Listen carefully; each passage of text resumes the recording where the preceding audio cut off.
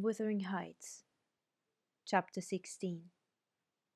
About 12 o'clock that night was born that Catherine Hughes saw at Wuthering Heights, a puny 7 months child, and 2 hours after, the mother died, having never recovered sufficient consciousness to miss Heathcliff, or no, Edgar. The latter's distraction at his bereavement is a subject too painful to be dwelt on. Its after effects showed how deep the sorrow sank. A great addition, in my eyes, was his being left without an heir. I bemoaned that as I gazed on the feeble orphan, and I mentally abused old Linton for what was only natural partiality, securing his estate to his own daughter instead of his son's. An unwelcome infant it was, poor thing. It might have wailed out of life, and nobody cared a morsel, during those first hours of existence. We redeemed the neglect afterwards, but its beginning was as friendless as its end is likely to be. Next morning, bright and cheerful out of doors, stole softened in through the blinds of the silent room, and suffused the couch and its occupant with a mellow, tender glow. Edgar Linton had his head laid on the pillow and his eyes shut. His young and fair features were almost as death-like as those of the form beside him, and almost as fixed, but his was the hush of exhausted anguish, and hers of perfect peace. Her brow smooth, her lids closed, her lips wearing the expression of a smile. No angel in heaven could be more beautiful than she appeared, and I partook of the infinite calm in which she lay. My mind was never in a holier frame than while I gazed on that untroubled image of divine rest. I instinctively echoed the words she had uttered a few hours before. Incomparably beyond and above us all, whether still on earth or now in heaven, her spirit is at home with God. I don't know if it be a peculiarity in me, but I'm seldom otherwise than happy while watching in the chamber of death, should no frenzied or despairing mourner share the duty with me. I see a repose that neither earth nor hell can break, and I feel an assurance of the endless and shadowless hereafter, the eternity they have entered, where life is boundless in its duration, and love in its sympathy, and joy in its fullness. I noticed on that occasion how much selfishness there is, even in a love like Mr. Linton's, when he so regretted Catherine's blessed release. To be sure, one might have doubted, after the wayward and impatient existence she had led, whether she merited a haven of peace at last. One might doubt in seasons of cold reflection, but not then, in the presence of her corpse. It asserted its own tranquillity, which seemed a pledge of equal quiet to its former inhabitant. Do you believe such people are happy in the other world, sir? I'd give a great deal to know. I declined answering Mrs. Dean's question, which struck me as something heterodox.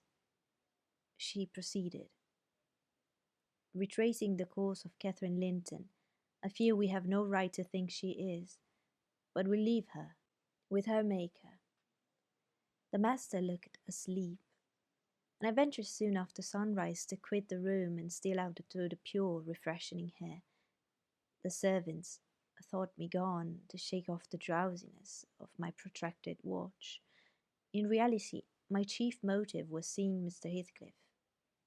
If he had remained among the lodgers all night, he would have heard nothing of the stir at the Grange, unless, perhaps, he might catch the gallop of the messenger going to Gimmerton.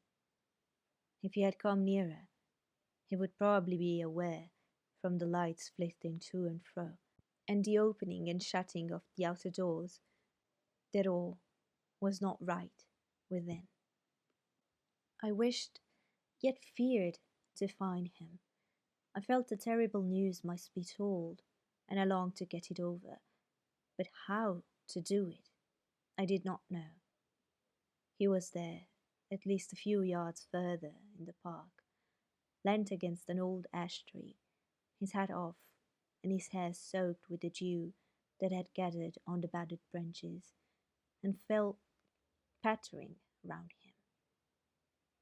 He had been standing a long time in that position, for I saw a pair of owls passing and repassing scarcely 3 feet from him, busy in building their nest, and regarding his proximity no more than that of a piece of timber.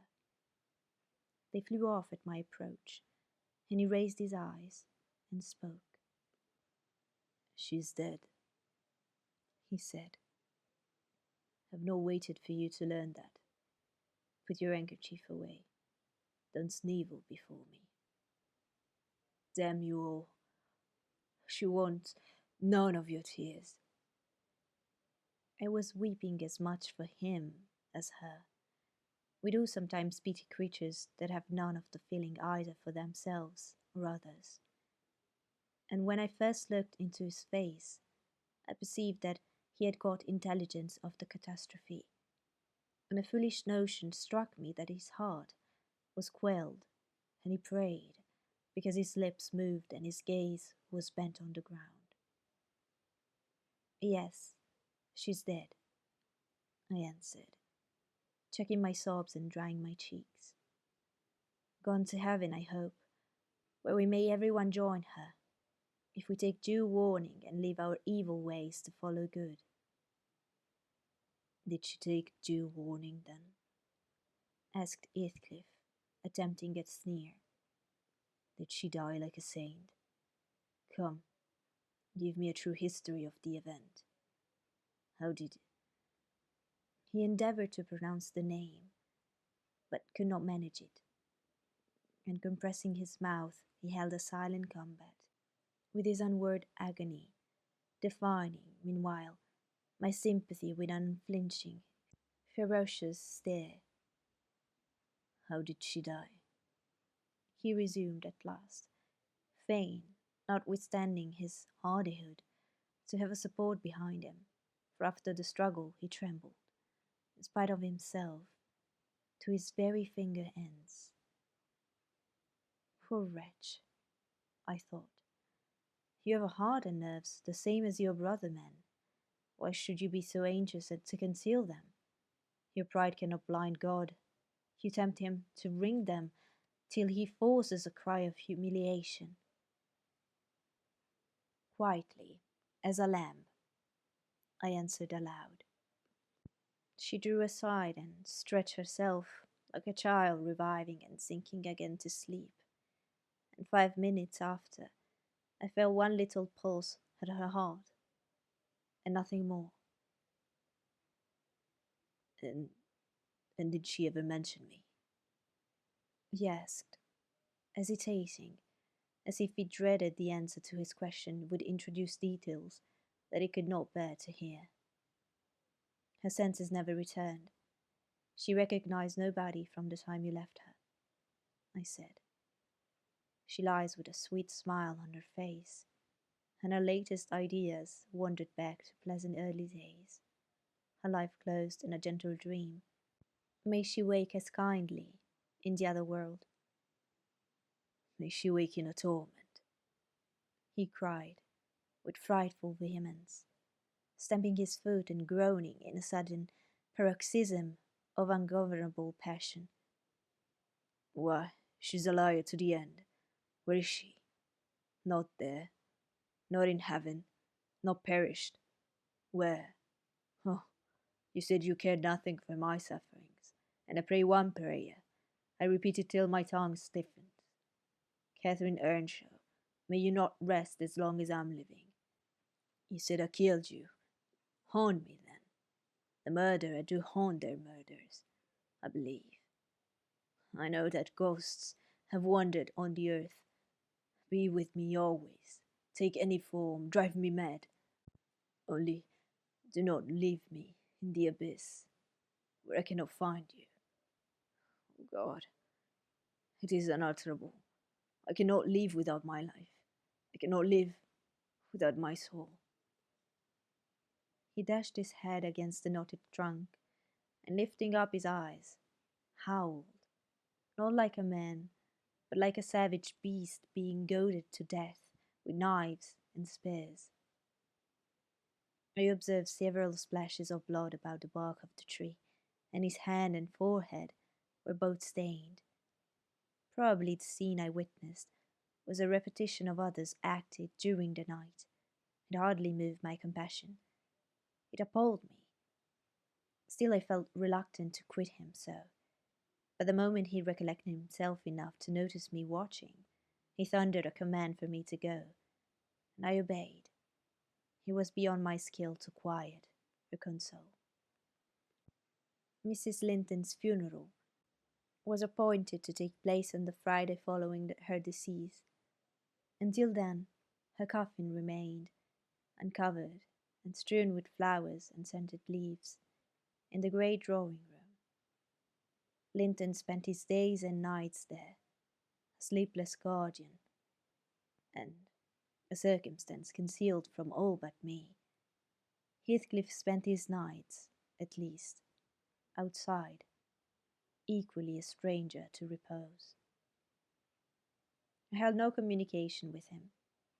Still I was conscious of his design to enter, if he could, and on the Tuesday, a little after dark, when my master, from sheer fatigue, had been compelled to retire a couple of hours, I went and opened one of the windows, moved from his perseverance to give him a chance of bestowing on the faded image of his idol one final adieu. He did not omit to avail himself of the opportunity, cautiously and briefly, too cautiously to betray his presence by the slightest noise.